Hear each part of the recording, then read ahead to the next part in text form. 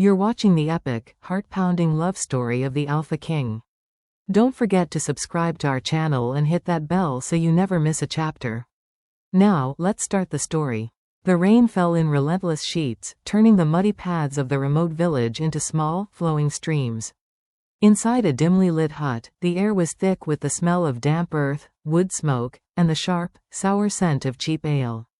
6-year-old Elara huddled in the corner, her small frame shivering beneath a thin, ragged blanket.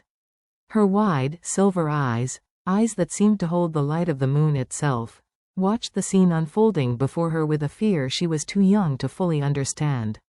Her uncle, Borin, a large man with a beard matted with grease and a permanent scowl, was speaking in a low, eager voice to a hooded stranger. The stranger's presence was unnerving. He stood unnaturally still, and his voice, when he spoke, was a low growl that seemed to vibrate in Elara's very bones. "She's small, but she's strong. And look at those eyes," Borin slurred, gesturing vaguely toward Elara with his tankard. "Unique, ain't they? Worth a pretty penny, I'd say." The stranger's hood shifted slightly, and Elara felt the weight of his gaze. She clutched her only possession, a grubby, handmade doll with button eyes, tighter to her chest. 99 silver, the stranger stated, his tone leaving no room for negotiation. Not a copper more. Borin's eyes lit up with a greed that made Elara's stomach clench. 99 silver was a fortune to a man like him. It meant ale, gambling, and a life of ease, all for the price of a child he'd always seen as a burden. Done. Borin agreed hastily, already reaching for the heavy pouch the stranger produced. Terror finally overrode Elara's paralysis. "Uncle? What's happening?" she whispered, her voice trembling. Borin didn't even look at her. "You're going with this nice man, girl. He's got work for you." The nice man stepped forward, and a large, gloved hand closed around Elara's tiny arm. His grip was like iron, cold and unyielding. As he pulled her from the corner, her doll fell to the earthen floor. She let out a small, broken cry, reaching for it. "Leave it," the man growled, pulling her toward the door. Borin, already counting his coins, didn't glance up as she was dragged out into the stormy night. The wind howled, mirroring the scream that built in Elara's throat. But she didn't let it out. She swallowed it down, a hard knot of pain and betrayal.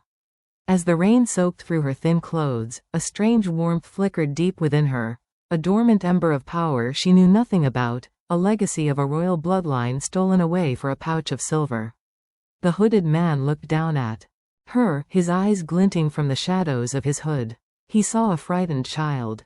He never saw the lost princess, the heir to a throne of claws and moonlight. The mercenary camp known as the Iron Den was a harsh, unforgiving place. It was a world of clashing steel, coarse laughter, and the ever-present scent of sweat and leather. Elara, now 16, moved through the chaos like a ghost. They called her Silver Eyes, a name given for the unique color of her gaze, which many of the superstitious mercenaries found unsettling. She was a servant, the lowest of the low. Her days were filled with backbreaking work, scrubbing pots, mending tents, hauling water from the icy creek.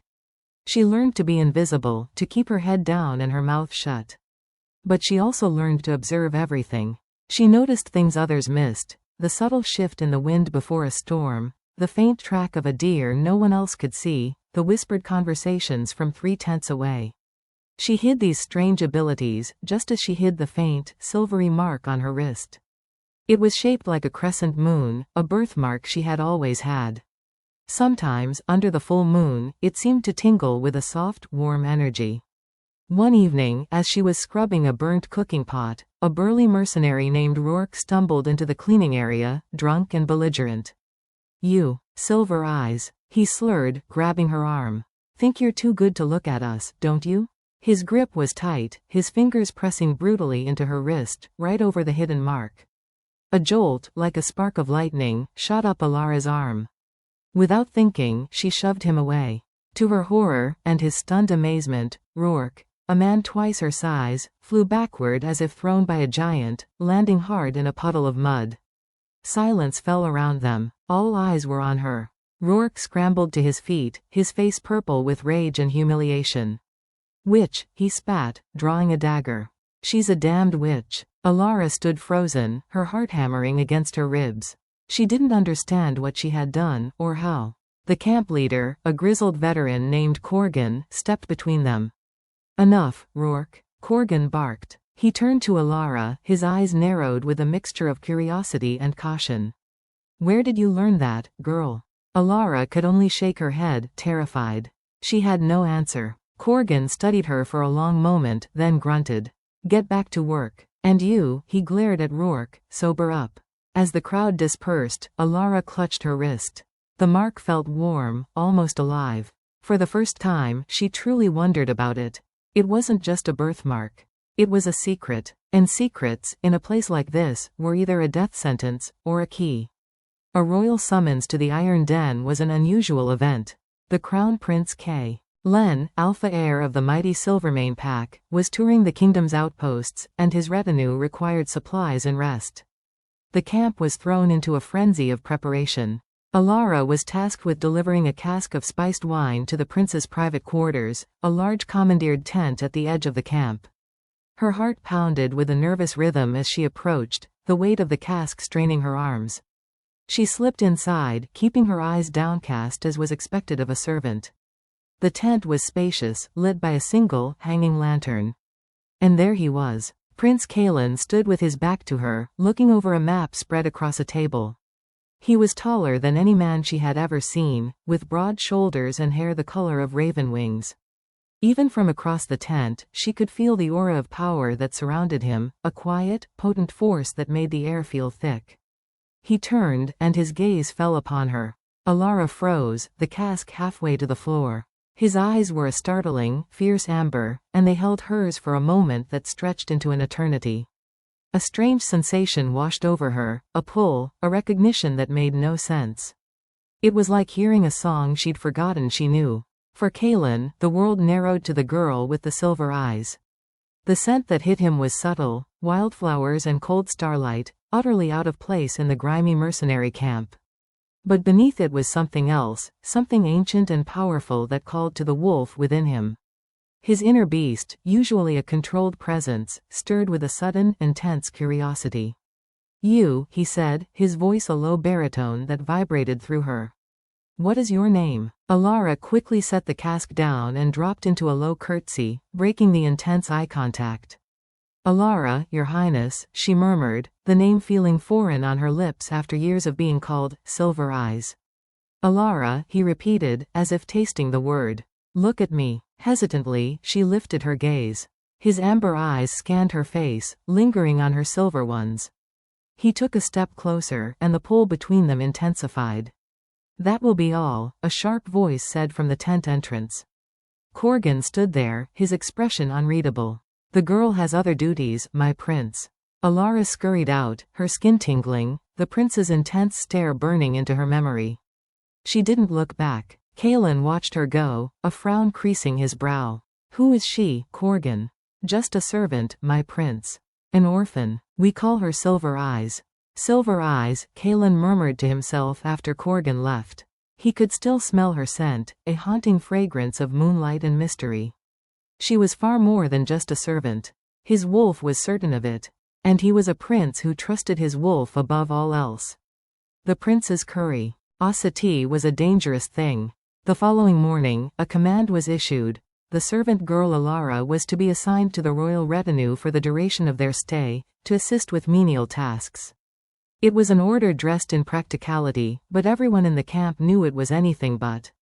Corgan delivered the news to Elara with a grim face. "Keep your head down, girl. Don't speak unless spoken to. And for the god's sake, stay out of his way." There was a warning in his eyes that went beyond mere caution. So, Elara found herself in the epicenter of the Silvermane pack's power. She swept floors, polished armor, and served meals, all under the constant, unnerving weight of Prince Kalen's gaze. He never addressed her directly again, but she always felt his eyes on her, studying, questioning, probing. She saw the way the other werewolves in his guard moved with a fluid, predatory grace, their loyalty to him absolute. She saw the respect, and sometimes fear, in the eyes of those who addressed him. This was a world of power and legacy, a world she had been violently torn from. One afternoon, while she was arranging firewood near his tent, she overheard a conversation between Kalen and his captain, a severe-looking woman named Elara. "The Shadowfang line is truly extinct then?" Lyra asked, her voice low. "Officially," Kalen replied, his tone laced with something unreadable. "The royal pup was killed with her parents. A tragedy. But without a clear heir, their territory remains unstable. It's a problem my father intends to solve." Shadowfang. The name sent a shiver down Elara's spine, a faint, dusty echo of a memory. A lullaby in a voice she could no longer picture. A symbol of a white wolf on a black banner. Later that day, as she passed Kalen carrying a stack of linens, he suddenly reached out and gently caught her wrist. It was the same wrist that bore the hidden moon mark. Elara gasped, freezing in place. His touch was electric, sending a jolt of warmth through her entire body. His thumb brushed over the spot where the mark was hidden beneath her sleeve. Did he feel it? His amber eyes locked with hers, intense and searching. "You feel it too, don't you?" he murmured, his voice for her ears alone. This connection. Elara's breath hitched. She could only stare, trapped in the gravity of his presence. He saw the confusion and fear in her silver eyes, but he also saw the truth. She felt it. He released her wrist slowly, as if reluctant to break the contact. "You may go," he said, his voice returning to its formal tone, but his eyes still held hers for a moment longer. Elara fled, her heart racing. The hidden mark on her wrist pulsed with a soft, steady heat. The prince's curiosity was aflame, and she was tinder. And she knew, with a terrifying certainty, that he would not stop until he had uncovered every secret she possessed. The Festival of Shadows was a kingdom-wide celebration of the lunar cycles, but for the werewolf packs, it held a deeper, sacred significance. It was a night to honor their connection to the moon, a night when the veil between the human and wolf worlds was at its thinnest. The Silvermane retinue decided to extend their stay to partake in the local festivities at the camp. The main square of the Iron Den was transformed. Bonfires roared, spiced mead flowed freely, and the air was thick with the smell of roasting meat and the sound of raucous music. Elara, like the other servants, was given a brief reprieve to watch the celebrations from the edges. She found a quiet spot in the shadows, watching the dancers whirl around the flames. The full moon overhead was a massive, luminous pearl, its light seeming to soak into her very skin. She felt strangely alive, her senses heightened. The colors were brighter, the music was a physical vibration in her chest, and she could pick out individual scents from the crowd, pine, ale, sweat, and the distinct, wild aroma of the werewolves. From across the square, Prince Kalen watched her. He had dismissed his usual circle of nobles, his attention fixed on the silver-eyed girl in the shadows. The moonlight seemed to love her, casting her in a soft, ethereal glow. As the night reached its peak, a group of performers began a traditional fire dance, spinning staffs wreathed in flames. One of them misstepped, and a shower of embers flew toward the crowd where Elara stood. Instinctively, she flinched back, her eyes widening. And in that moment of surprise and fear, under the direct gaze of the full moon, her control slipped. A faint, silver light flickered deep within her irises, a quick, luminous flash like a captured star. Kalen saw it. His entire body went still. It was there and gone in an instant, but he had seen it. It was no trick of the light. It was power. Ancient, royal power that he had only ever read about in the oldest texts concerning the lost Shadowfang line.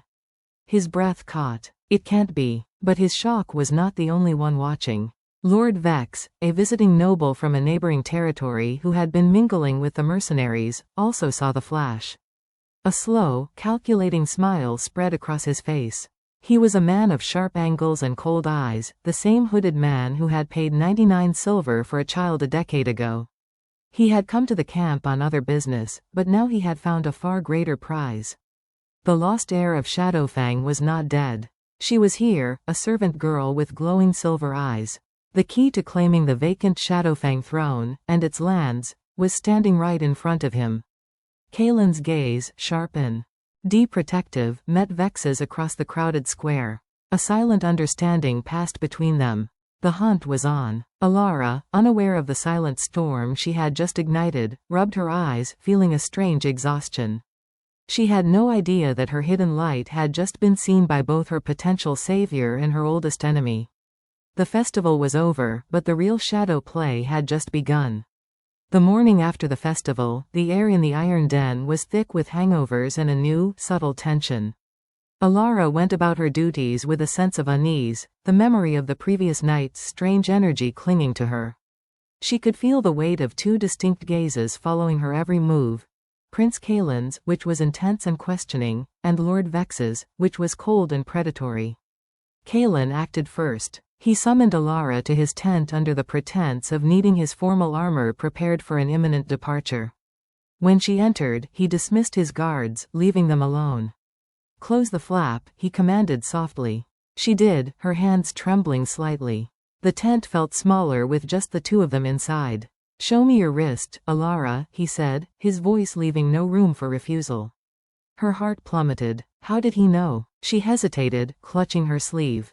"Now," he pressed, his amber eyes gentle but firm. Slowly, trembling, she pushed back the rough fabric of her tunic, revealing the pale skin of her inner wrist.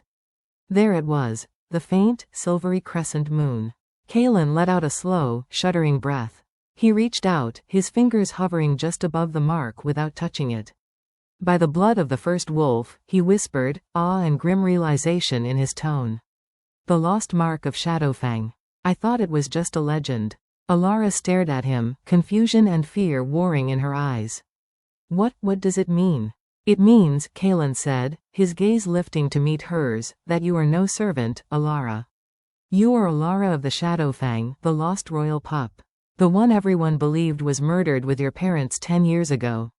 The world tilted. Shadowfang. The name from her faintest memories. The royal pup. It couldn't be true. And yet, the mark on her wrist pulsed in confirmation, a truth written on her very skin. Meanwhile, Lord Vex was unraveling the same secret through less noble means. He had cornered a drunken, boastful Borin in a tavern on the edge of the camp. For the price of a few gold coins, Borin spilled his sordid tale. "I bought her," he did. "The hooded man paid me 99 silver. Said her eyes were worth it.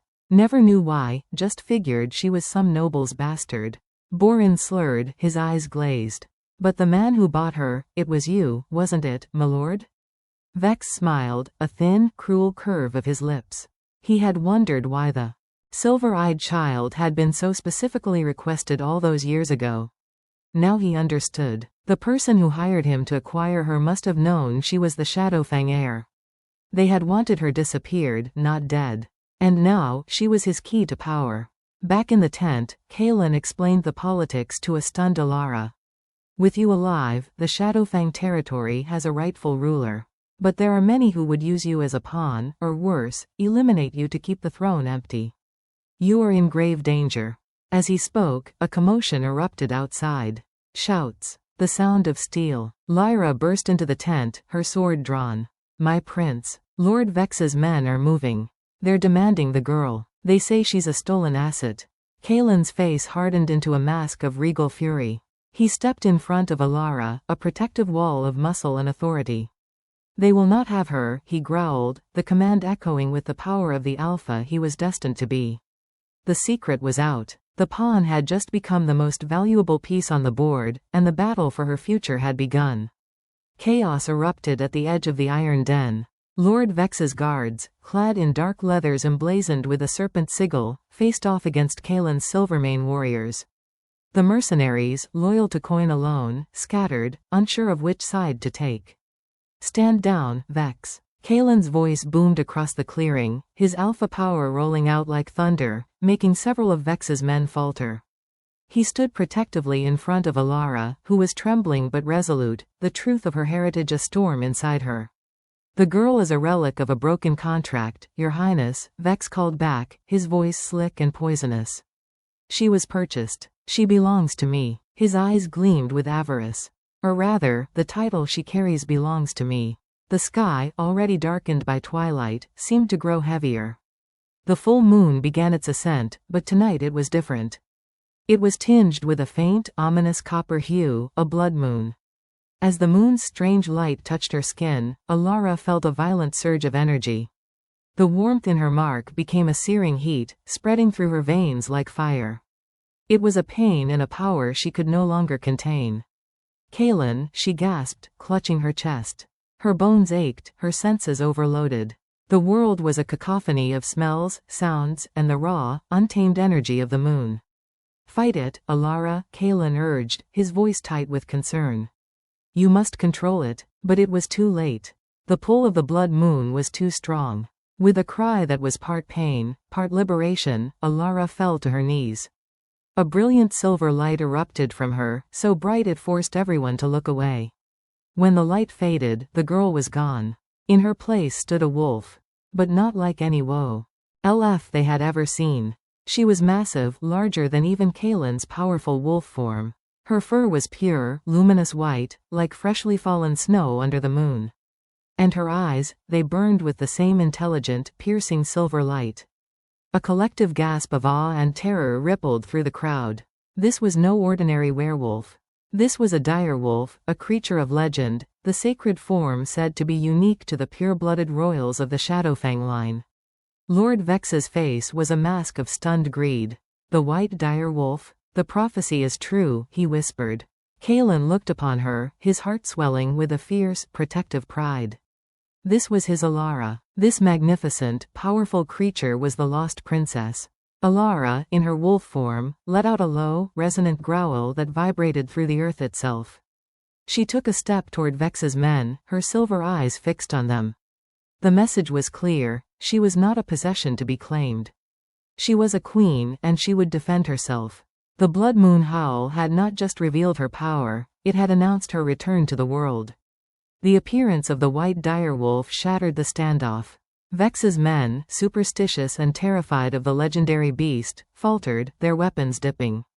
Vex himself knew a direct assault was now impossible. With a snarl of frustration, he signaled a retreat, melting back into the shadows of the camp with a final, venomous look that promised this was not over. As the copper hue of the blood moon began to fade, the immense white wolf shuddered. The luminous form dissolved in another flash of soft light, and Elara collapsed onto the ground, human once more, shivering and disoriented in her torn clothes. Kaelin was at her side in an instant, shrugging off his cloak and wrapping it around her. He gathered her into his arms, her small form feeling fragile against the strength he now knew resided within her. "Shish, it's all right," he murmured, his voice a low, soothing rumble. "You're safe. I've got you." He carried her back to his tent, ignoring the stunned whispers and reverent bows from his own men. The legend of the White Direwolf was already spreading like wildfire. Once inside, he laid her on his own bedroll, kneeling beside her. Elara's silver eyes were wide with shock and fear. What am I?" she whispered, her voice trembling. "You are Elara of Shadowfang," Kaelin said, his tone leaving no room for doubt. "The last of the royal bloodline. The White Direwolf is your birthright, a symbol of your family's pure and ancient power." He took her hand, his thumb gently stroking the moon mark on her wrist. "Our packs, Silvermane and Shadowfang, were the oldest of allies. My father and yours were like brothers." He looked into her eyes, his amber gaze intense and sincere. "The night you were taken, it was a betrayal that shattered both our families. My father searched for you for years. We all believed you were dead." Tears welled in Elara's eyes. A lifetime of loneliness and servitude had been based on a lie. She had a history, a family, a legacy. "Vex will not stop," she said, her voice gaining a sliver of strength. "He sees me as a key. Then we will make sure he never gets to use it," Kaelin vowed. He cupped her face, his touch firm and warm. "I vow this to you, Elara, on my honor as Alpha Heir. I will protect you. I will help you reclaim your throne. I will stand by your side until the threat is gone and your kingdom is restored." It was more than a promise of protection, it was a pledge of alliance, of faith. The connection that had sparked between them at first sight now solidified into an unbreakable bond. In his eyes, she saw not pity for a victim, but respect for a queen. In his vow, she found not just safety, but a purpose. She placed her hand over his, the silver mark meeting the strength of his warrior's grip. "Then I will learn," she said, her voice steadying.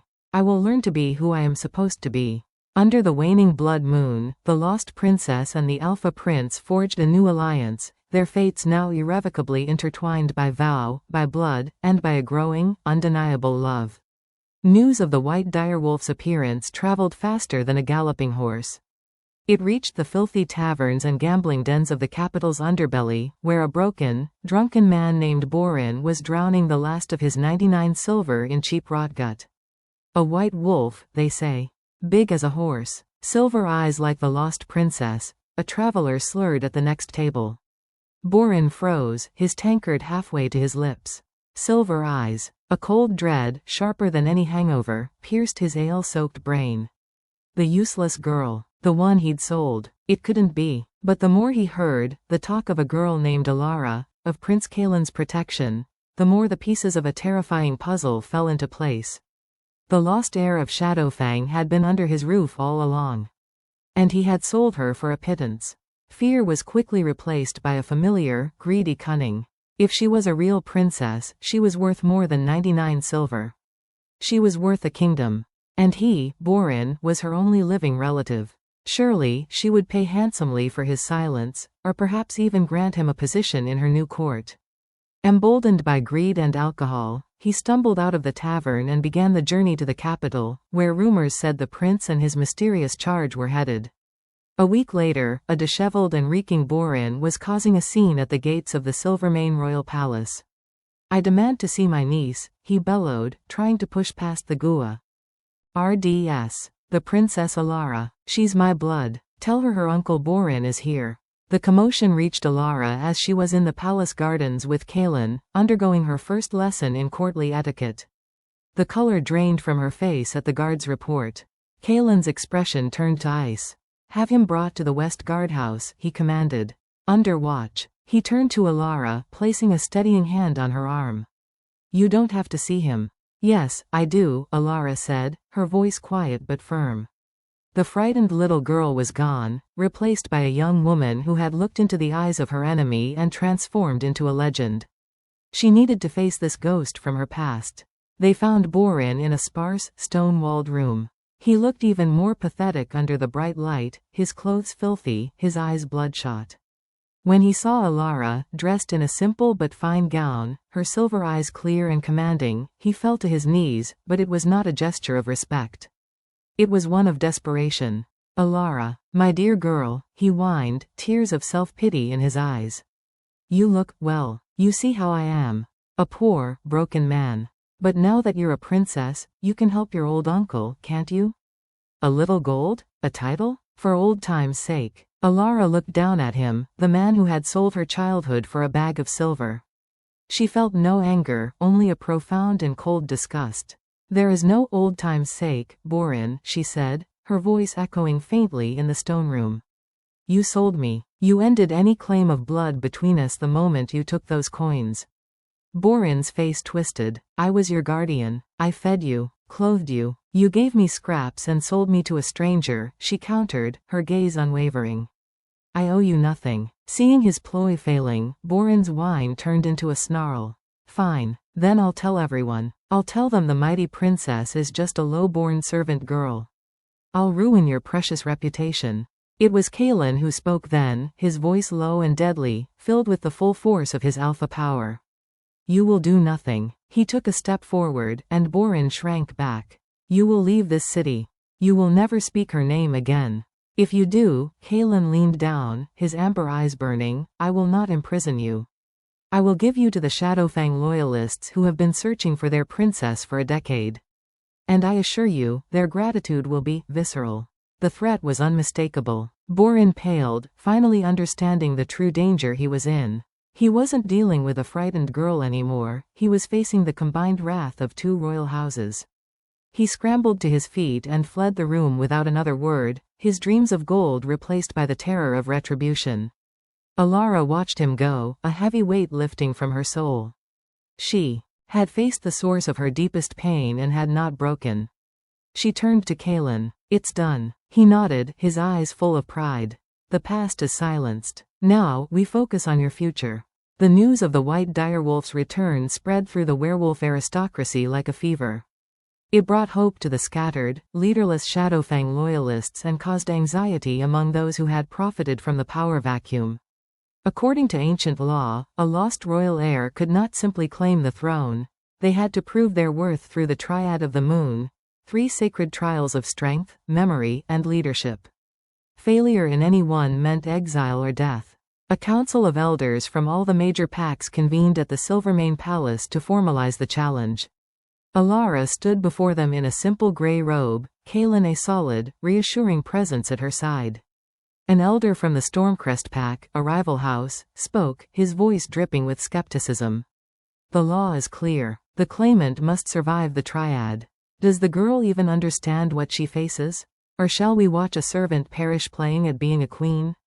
Kaelin's growl was a soft rumble, but Elara placed a calming hand on his arm.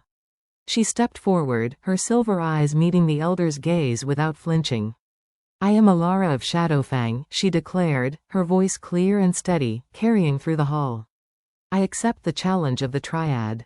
I will prove my right, not by birth alone, but by worth. Her confidence silenced the murmurs. The date was set for the next full moon cycle. The first trial, the trial of strength, would take place in the Cavern of Echoing Stone, a place where physical power was meaningless and inner strength was everything. Elara trained relentlessly, but not in swordsmanship or combat. Kaelin, understanding the true nature of the trial, taught her meditation, focus, and how to harness the wild energy inside her. The stone wolf you will face is not a beast of flesh and blood, he explained as they sat in a quiet courtyard. It is a manifestation of your own fear and doubt. To defeat it, you must not fight it. You must calm it. The day of the trial arrived. Elara entered the dark, echoing cavern alone. In the center stood a massive, terrifying wolf hewn from living rock and glistening ice, its eyes glowing with a malevolent blue light. It roared, the sound shaking the very foundations of the cavern. Remembering Kaelin's words, Elara did not run. She did not attack. As the beast charged, she closed her eyes, reaching for the core of peace she had cultivated. She thought of Kaelin's faith in her, of the memory of her mother's lullaby, of the quiet strength she had found in her own soul. She began to hum the lullaby, a soft, gentle sound in the roaring chaos. The stone wolf skidded to a halt before her. The malevolent light in its eyes flickered. It tilted its head, confused by the lack of fear. Elara opened her silver eyes, which now glowed with a soft, internal light. She reached out a hand, not in aggression, but in compassion, and touched the beast's icy muzzle. Be still, she whispered. A wave of silver energy flowed from her hand, not destroying the beast, but soothing it.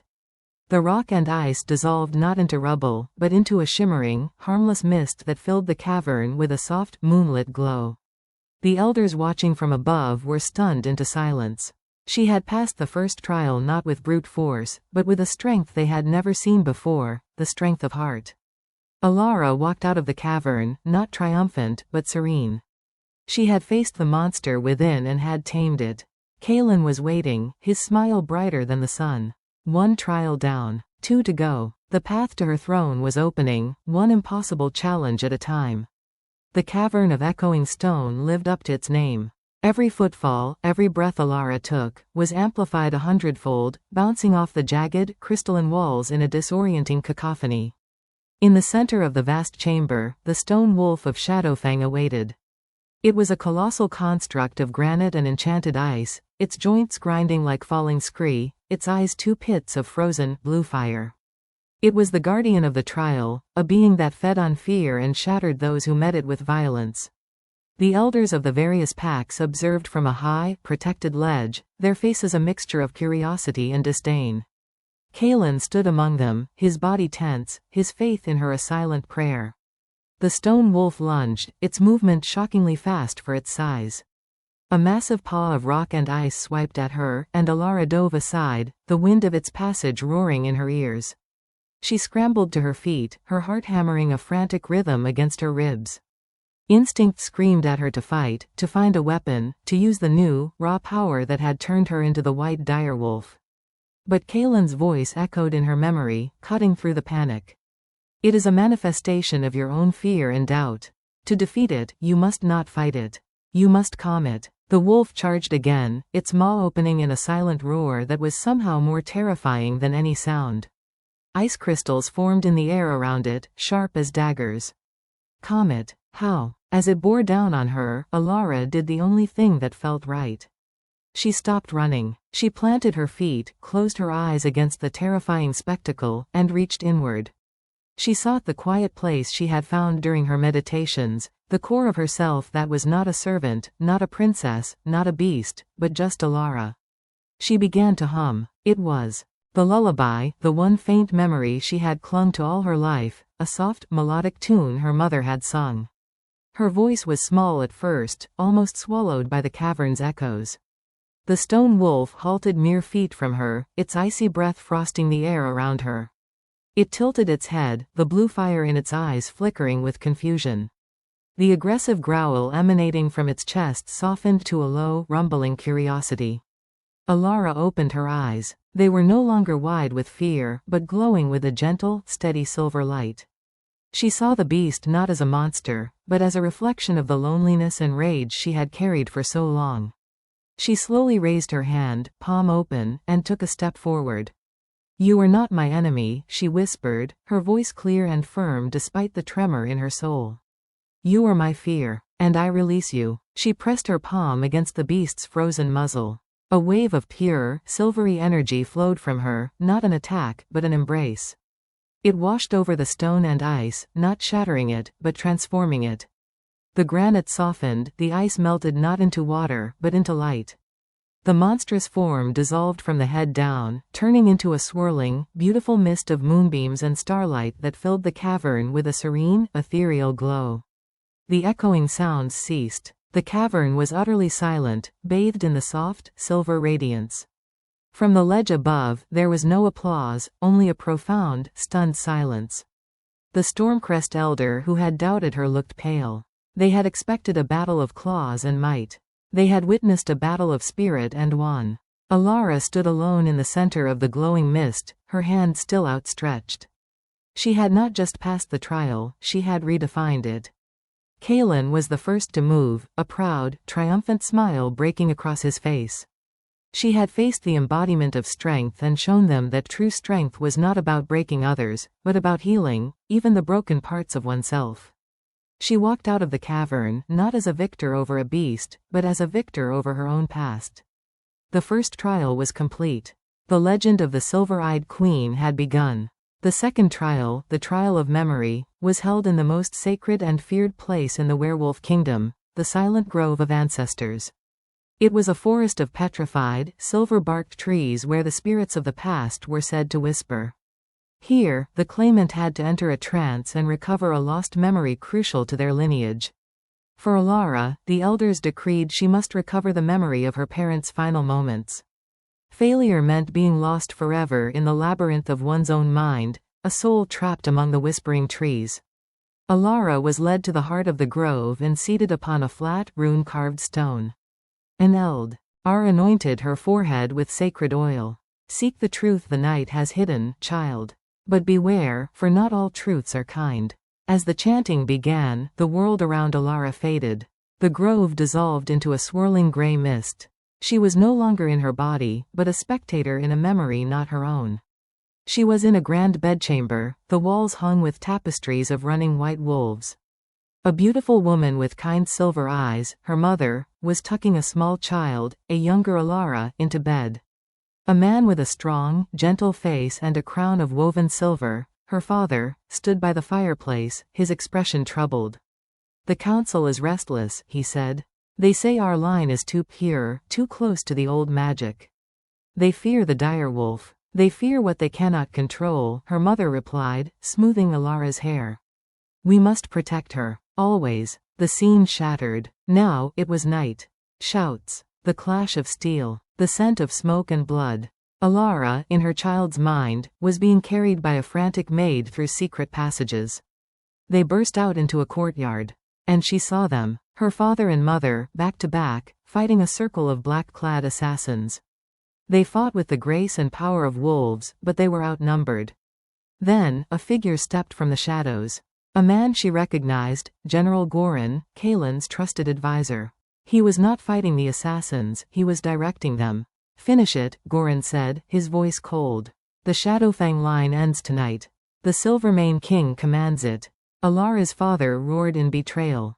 Kale? Why? The direwolf must not rise, Goran stated, raising his sword. It threatens the balance of power.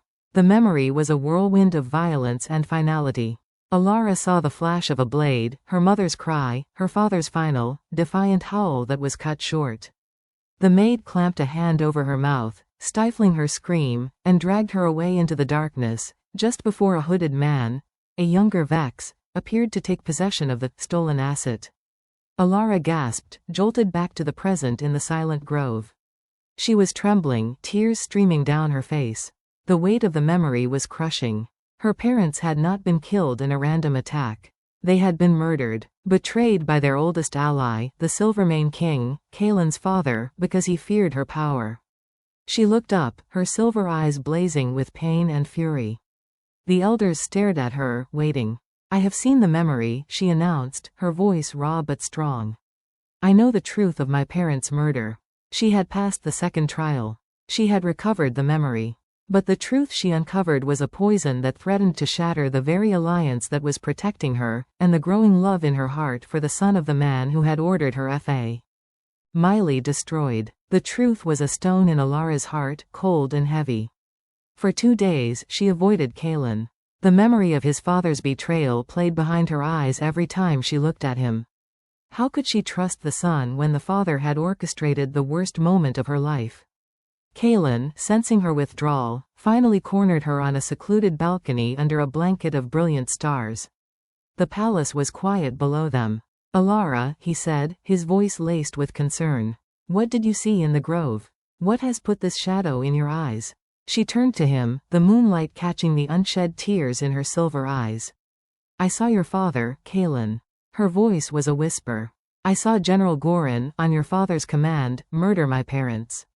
They were killed because the Silvermane King feared the direwolf. He feared me. Kaelin recoiled as if struck. His face went pale. No, he breathed. That's not possible. My father, he grieved for yours. He searched for you. Or he made it look that way, Elara countered, the pain making her voice sharp. Goran said the words himself, the Silvermane King commands it. Kaelin was silent for a long moment, staring out at the stars. The foundation of his world, his perception of his father, of his family's honor, was cracking. He thought of Goran's recent evasiveness, his strange loyalty. It all clicked into a horrifying picture. He turned back to her, his amber eyes filled with a storm of emotion, anger, shame, and a desperate, unwavering certainty. Listen to me, Elara, he said, stepping closer, his gaze intense. I did not know. I swear to you on my life, on my pack, I did not know. He took her hands, his grip firm. If this truth is real, then my father betrayed not just your family, but our own honor. And I will make it right. He searched her face, his voice dropping to a raw, heartfelt whisper. But you must believe me. My loyalty is not to my father's ghost. It is to you. It has always been to you, from the moment I saw you in that camp. My father's sins are not mine. My heart is my own. He cupped her face, his thumb gently wiping away a tear that had escaped. And it belongs to you. The sincerity in his eyes burned away the cold stone of betrayal in her heart. She saw the truth in him, the good, honorable man struggling with a horrific legacy. He was not his father. He was the prince who had protected her, believed in her, and vowed to stand by her. The last of her resistance crumbled. The shadow in her eyes receded, replaced by a glimmer of trust and the love she had been fighting to suppress. Kaelin, she whispered, his name a surrender and a promise. He leaned in slowly, giving her every chance to pull away. She didn't. When his lips met hers, it was not a kiss of passion, but of Selin. A promise of a new alliance, built not on the sins of the past, but on the truth of the present and the hope of a future they would build together. It was gentle, yet filled with the intensity of all they had endured and all that lay ahead. Under the watchful stars, surrounded by the echoes of a painful truth, they found a new beginning in each other. The kiss was a vow, that their bond was stronger than the treachery of kings, and that together, they would face whatever came next. The final trial, the trial of leadership, was not a solitary test. It was a public spectacle held in the royal arena. Elara's task was to prove her ability to command by defending the Silvermane capital from a simulated invasion. The enemy was a horde of enchanted shadow wraiths, conjured by the elders, mindless, soulless creatures that fed on fear and chaos, a perfect test for a leader's resolve. She was given command of a single, unruly battalion of wild wolves from the outer territories, creatures who owed allegiance to no pack and respected only strength. They snarled and snapped at her, their eyes challenging. The watching nobles and elders looked on, skeptical. How could this girl, raised a servant, command such beasts? Kaelin stood in the royal box, his faith in her a tangible force. He knew this was her moment. As the shadow wraiths poured into the arena like a tide of living darkness, a wave of terror swept through the wild wolves. They faltered, their discipline breaking before the fight had even begun. Elara did not shout orders. She did not draw a weapon. She closed her eyes and reached for the core of her power, for the connection she felt to all wolves. When she opened them, her silver eyes blazed with an inner light. She did not speak to the wolves as a commander, but as one of them. As their alpha. A single, pure note, a howl, rose from her throat. It was not the fierce battle cry of the Silvermane, nor the hunting call of the Shadowfang. It was a song of the moon, of the wild, of a strength that was both gentle and unyielding. It was the song of the White Direwolf. The sound washed over the wild wolves. Their fear melted away, replaced by a primal awe. Their chaotic snarls turned into unified, answering howls. The connection was forged, not through dominance, but through kinship. With a gesture of her hand, Elara directed them. They moved as one, a fluid, powerful wave of fur and fang, tearing into the shadow wraiths. She didn't just command from the rear, she fought alongside them, a shimmering white figure at the heart of the storm, her very presence a beacon that banished the shadows. Where the wraiths touched her silver light, they dissipated into nothingness. The wild wolves, inspired by her courage and guided by her unspoken will, fought with a coordination they had never possessed. In minutes, the last of the shadow wraiths was gone. The arena was silent, save for the panting of the wolves. They stood around her, not as subordinates, but as a loyal pack, their heads bowed in respect. The Stormcrest Elder, who had been her greatest critic, was the first to stand. He placed a fist over his heart in the ultimate sign of respect. One by one, every elder, every noble, followed suit. She had not just defended the capital. She had united the ununitable. She had led not with an iron fist, but with the song in her soul. Elara stood amidst her pack, her chest heaving, meeting Kaelin's proud gaze across the arena. She had passed the final trial. The path to the Shadowfang throne was now clear. She had proven herself a queen. The celebration in the palace was electric. Elara had done the impossible. She was no longer just the lost princess, she was the triumphant queen who had mastered the triad of the moon. The mood was one of unified jubilation, or so it seemed. In the midst of the feast, Kaelin watched General Gorin. The man was celebrating, raising a toast to Elara's health, but his eyes, as they had been since Elara's revelation, were shifty, avoiding Kaelin's gaze. The seed of suspicion, planted by Elara's memory, had grown into a gnawing certainty. Kaelin maneuvered through the crowd, coming to stand beside Gorin near a towering marble column. "A glorious day for both our packs, Gorin," Kaelin said, his tone deceptively light. "Indeed, my prince," Gorin replied, taking a swift drink. "The Shadowfang line is restored. Just as your father always hoped." The mention of his father was the key. Kaelin's voice dropped, losing all pretense of warmth. Did he, Gorin? Did he hope for that? Or did he hope the line would end in a bloody courtyard, on your sword? Gorin froze. The color drained from his face. The mask of the loyal general shattered, revealing the traitor beneath. "My prince, I don't know what. I know the truth," Kaelin interrupted, his voice a low, dangerous growl that cut through the celebratory music. "I know you murdered King Fenris and Queen Lyra on my father's command. I know you sold their daughter into servitude." Panic flashed in Gorin's eyes. He glanced toward the exits, his hand instinctively moving toward the dagger at his belt. "You have no proof. The word of a girl lost in a memory trance? I don't need proof, Kaelin snarled, stepping closer, his alpha power pressing down on the older man. I see it in your eyes. You have betrayed your alpha, your pack, and your kingdom. The only mercy I will offer you is a quick death if you confess everything. The facade crumbled completely. Goran's face twisted with a mix of fear and long-suppressed bitterness. Why? Oh, you are a fool, boy. Your father was a fool. He had the chance to secure Silvermane dominance for 1,000 years by extinguishing the Shadowfang threat. But he grew soft, filled with regret. He was going to confess. To restore her. He spat on the floor. I served the kingdom better than he ever did. His confession, hissed in the shadows of the party, was all Kaelin needed. The last vestige of doubt vanished, replaced by a cold, clear fury. Guards. Kaelin's voice rang out, silencing the music. As the royal guards seized the sputtering, treasonous general, all eyes turned to them. The celebration was over. The traitor who had haunted both their pasts had been unmasked. The path to the throne was clear, but it was paved with the painful, bloody stones of truth. Goran's confession sent shockwaves through the kingdom. While it cleared the current Silvermane king's name of direct orders, painting him as a remorseful man, it exposed a deep rot. Goran had his own network of loyalists, and with his arrest, they rebelled. At the same time, Lord Vex saw his opportunity. With the kingdom in disarray, he allied with Goran's rebels, proclaiming himself the true regent for the unprepared princess. Their combined forces marched on the capital under the ominous light of the twin moons, a rare celestial event where both moons hung full and large in the sky.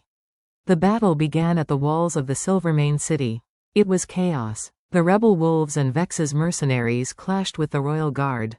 Kaelin fought like a demon, a whirlwind of silver and fury, but the enemy forces were numerous. Elara was not in the palace. She was on the front lines, by Kaelin's side. When the tide seemed to be turning against them, she looked at Kaelin. Together, she said. He nodded. They shifted in unison, the massive, dark-furred alpha wolf and the luminous white direwolf. A gasp of awe went up from their soldiers. As they fought side by side, something miraculous happened. Their bond, their shared love and purpose, manifested physically. A soft, shimmering shield of silver and amber light erupted from them, enveloping their warriors. The enemy's claws and swords glanced off the magical barrier, while their own soldiers found their strength renewed, their wounds knitting closed. It was the power of the fated bond, a legend made real. The shield pulsed with their combined heartbeats, an unbreakable wall of love and loyalty. Seeing their leaders, united, powerful, and blessed by an ancient magic, the royal army fought with renewed, desperate fervor. The enemy lines broke. Kaelin cornered Vex, while Elara, with a powerful swipe of her paw, sent Goran flying into a wall, knocking him unconscious. Vex, facing the enraged Alpha Prince, dropped his sword. Mercy, he begged. There is no mercy for traitors and slavers, Kaelin growled, and his justice was swift. The Battle of the Twin Moons was won. The rebels were defeated, the traitors captured. As the twin moons began to set, Kaelin and Elara stood together in their human forms, surrounded by their loyal pack, their bond having literally become their kingdom's shield. The aftermath of the battle was a time for justice and for truths long overdue. Goran, broken and defeated, was dragged before the Council of Elders. Under the threat of execution, he confessed everything. It was I, he rasped, his voice devoid of its former pride. I convinced the late king that the direwolf's power would upset the balance, that the Shadowfangs were growing too strong. I planted the fear in his heart. The order was given in a moment of paranoia, and the king regretted it until his dying day. He truly did search for you, girl. My job was to ensure you were never found. He looked at Kaelin, a flicker of old loyalty in his eyes. Your father was a good man, my prince. I was the poison. I alone. The full truth was finally laid bare. Elara felt a complex wave of emotions. The sharp edge of her parents' murder was blunted, not by forgiveness, but by the understanding that it was the act of a single, power-hungry man, not the entire Silvermane line. With the truth acknowledged, justice was served. Goran was executed for treason and regicide. Later, alone with Kaelin on the same balcony where they had shared their first kiss, Elara felt a sense of closure. "The war is over," she said softly. Kaelin took her hand. "The wars are over. But our story is just beginning." He looked towards the north, where the Shadowfang lands lay waiting. "Your kingdom awaits its queen." The grand hall of the Silvermane Palace was a sea of polished obsidian and shimmering silk, filled to its vaulted ceilings with the most powerful figures of the werewolf kingdom. Banners bearing the Silver Wolf of Silvermane and the newly restored White Direwolf of Shadowfang hung side by side. The air thrummed with a palpable energy, a mix of celebration and profound historical significance. Today, the lost heir would be crowned, formally ending a decade of darkness and uniting the two great packs. Elara stood at the center of it all, a vision in a gown of moon-white silk. The weight of countless eyes upon her was heavier than any physical burden. Before her, on a velvet cushion, rested the crown of Shadowfang. It was not a bulky thing of gold and gems, but an intricate, ethereal weave of moonlight silver, its delicate strands shaped like intertwining vines and wolves, set with a single, pulsating moonstone at its center. It was beautiful, and to Elara, it felt like a chain. The High Elder of Silvermane, a venerable wolf, with a long white beard, raised his hands for silence. The murmuring crowd stilled. Elara of the Shadowfang, his voice boomed, echoing off the stone. Daughter of Fenris and Lyra, last of the royal blood, survivor of the great betrayal, and triumphant in the triad of the moon. By right of birth and by proof of worth, we gather to restore to you what was stolen. He lifted the crown, its moonstone catching the light and casting soft, dancing specks on the walls. "Do you swear to uphold the laws of our people, to protect the weak, and to lead the Shadowfang pack with wisdom and strength?" This was the moment. All she had to do was say, "I swear," and the crown would descend, and her destiny would be sealed. She looked at Kaelin, standing proudly to the side, his amber eyes filled with so much love and hope it made her heart ache. He saw this as their victory, the culmination of their shared struggle.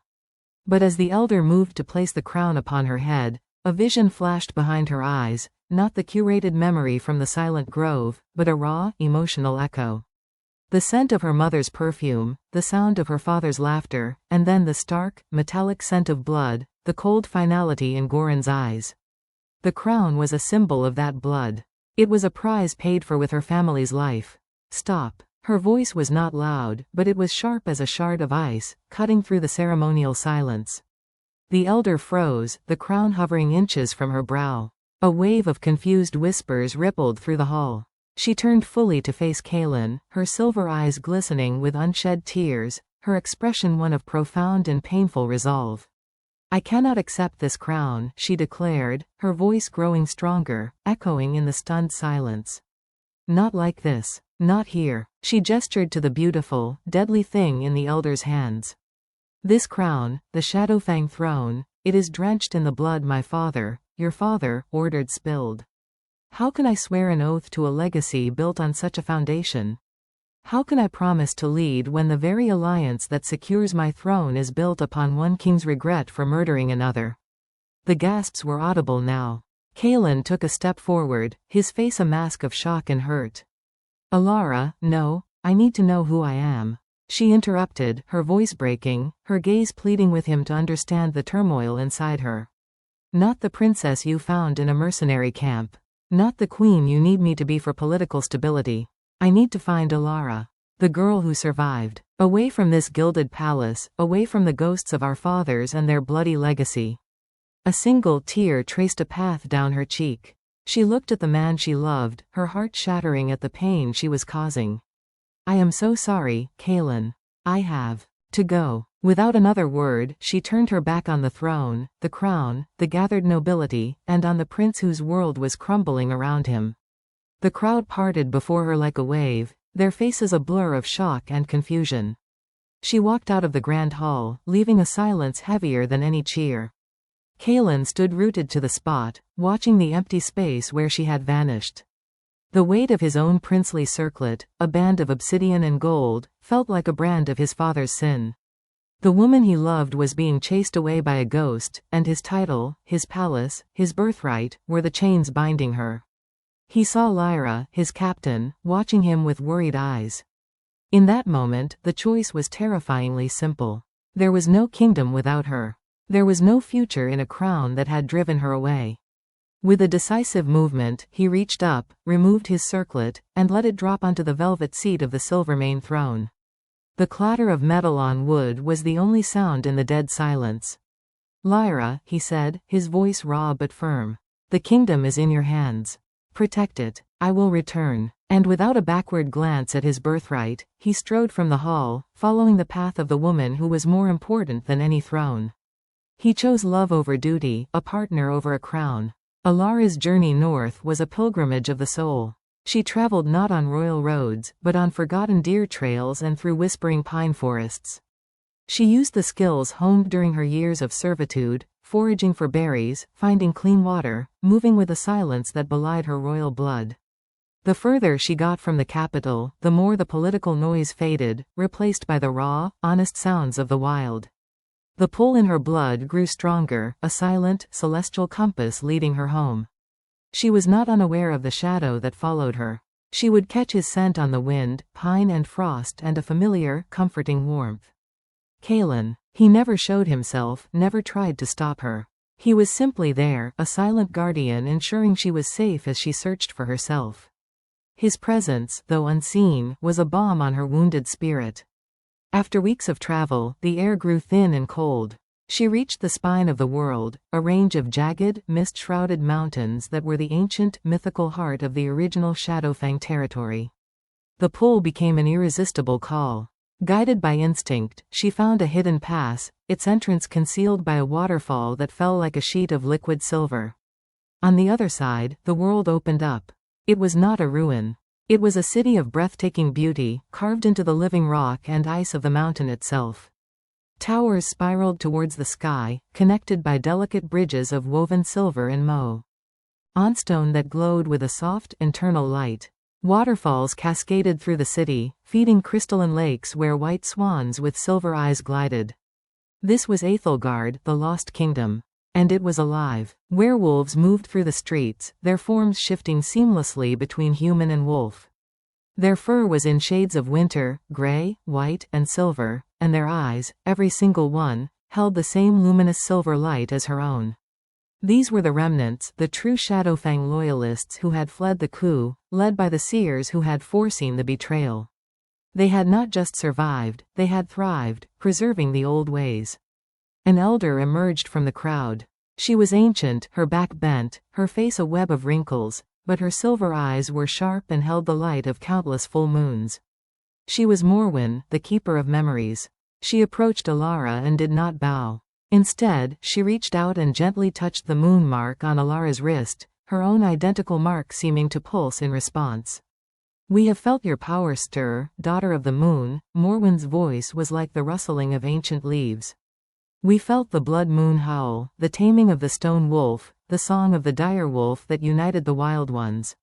We have kept the hearth fires burning, waiting for the white direwolf to lead us home." In Aethelgard, Elara found not just a people, but a purpose. Morwen and the other elders taught her the true history of her bloodline. The Shadowfangs were not merely rulers, they were guardians, blessed by the moon to be the stewards of the land's deepest magic. Her power was not meant solely for war, but for healing, for growth, for balance. She learned to channel the lunar energy to make frozen soil fertile, to soothe a fever with a touch, to communicate with the ancient spirits of the mountain. She learned she was not a weapon to be feared, but a heart to nurture a kingdom. It was here, surrounded by her true people, that Kaelin finally showed himself. He walked to the center of the main square of Aethelgard and, before Morwen, the elders, and all the gathered remnants, he knelt. He was a prince of the most powerful pack on the continent, and he knelt in the snow. "I am Kaelin, son of Kael, of the Silvermane," he announced, his voice clear and carrying. "I come with no crown, no army, and no demands. I come only with the truth. The sins of my father are a shadow I will carry all my days. But my heart, my loyalty, and my life are my own." He lifted his gaze, his amber eyes finding Elara's, filled with a love as vast and enduring as the mountains around them. "And they belong to your queen. I ask for nothing but the chance to prove myself worthy. To stand by her side, not as a prince of a rival house, but as her mate and her most devoted protector." The silence that followed was profound. Every silver eye was fixed on Elara. This was her decision, her kingdom, her choice. She looked at the man who had given up his throne, who had followed her into the wilderness, who loved her enough to kneel in supplication. The last of the walls around her heart crumbled. She walked to him, the snow crunching softly under her feet, and placed her hands over his. "Your place," she said, her voice ringing with a newfound, unshakable certainty, "has always been at my side." She raised him to his feet, and as their hands clasped, a soft silver and amber light emanated from them, a visible sign of their bonded souls. A single howl rose from the crowd, then another, until the very mountain seemed to sing with their acceptance. The lost princess and the rogue prince had not just found a hidden city, they had found their true home, and in each other, the foundation of a new world. Their return to the Silvermane capital was not a skulking retreat but a triumphant procession. They did not come alone. At their backs marched the warriors of Aethelgard, proud and disciplined, their silver eyes gleaming and their white fur a stark contrast to the darker tones of the Silvermane wolves. The story of the Lost Kingdom and the united strength of the true Shadowfang pack had flown ahead of them on the wind, a tale of myth made real. Any lingering opposition, any whisper of doubt about Elara's right to rule, was silenced not by force, but by the awe-inspiring sight of a legend walking among them. The coronation was held not in the stuffy grand hall, but under the open sky, bathed in the direct light of the full moon. The entire city gathered in the great plaza, a sea of faces looking up at the dais where two thrones now stood, one of dark, polished obsidian, the other of gleaming, moon-pale marble. This time, there was no hesitation in Elara's heart. Dressed in a gown that seemed woven from starlight and silver, she stood beside Kaelin, who was clad in the deep black and gold of his lineage. They were a picture of balance, night and day, shadow and light, strength and grace. The Silvermane elder stepped forward. "Kaelin, son of Kael, you who chose love over power and loyalty over legacy, do you swear to rule not as a master, but as a servant to your people? To lead with justice, to protect with courage, and to love your queen as your equal in all things?" "I swear." Kaelin's voice was a vow that shook the very air, his amber eyes burning with conviction. The elder placed the obsidian and gold crown upon his head. Then, Morwen, the ancient keeper from Aethelgard, stepped forward. Her presence commanded a different kind of respect, one of ancient magic and unbroken tradition. Elara, daughter of Th. Moon, last guardian of the Shadowfang, White Direwolf, returned to her people. "Do you swear to wield your power with wisdom and compassion? To be the heart of your kingdom, the shield of the weak, and to walk forever in balance with your king, your partner, your mate?" Elara's silver eyes glowed with a soft, powerful light as she looked at her people, at her mate. "I swear." Morwen placed the delicate, moon-silver crown upon Elara's head. As it settled, the moonstone at its center flared with a brilliant, pure light that bathed the entire plaza. Then, turning to each other, Kaelin and Elara spoke their own vows, their voices for each other alone, yet heard by all in the profound silence. "I, Kaelin, give you not my crown, but my heart.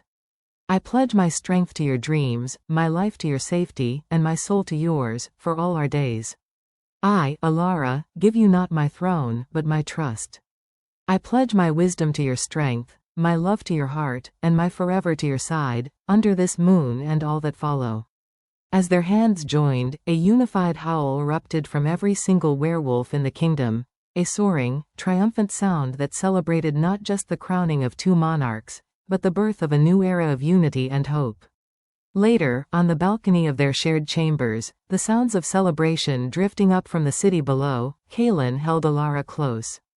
The two crowns rested on a stand inside, symbols of their office, but the true power was in their embrace. "The girl who was sold for 99 silver, Kaelin whispered into her hair, his voice thick with emotion, became the queen who saved us all." Elara smiled, a true, peaceful, and radiant smile. She leaned back into his strength, her silver eyes reflecting the infinite stars above. "And the prince who followed his heart," she replied softly, "found a kingdom, and a love, worthier than any throne." The child sold for a bag of coins had not just reclaimed her birthright, she had transcended it. She had forged a new legacy, built not on fear and blood, but on the unshakable foundations of truth, healing, and a love powerful enough to conquer every shadow.